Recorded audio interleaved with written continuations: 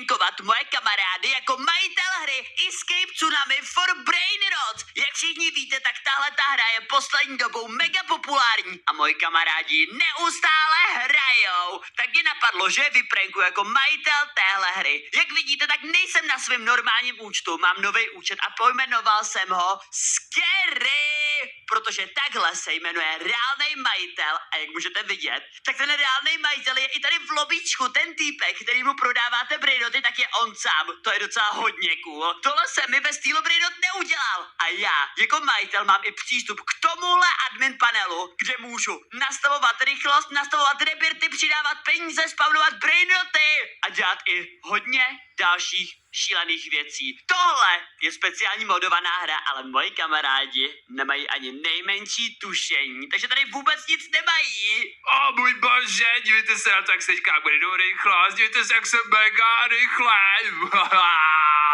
To za stolik peněz, já jsem hodně chudej, já si musím mít nějaký Brainoty. Já jsem taky hrozně chudý, já si nesem třeba tady to fruda. Tak. Ten čísel můj!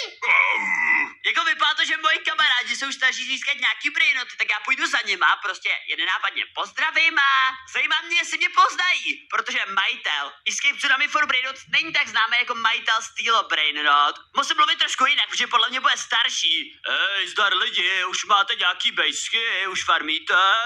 O můj bože, lidi, pojďte se sem podívat. Já nevěřím vlastním očím. To tady mluví. Počkat, já někud... Pardon.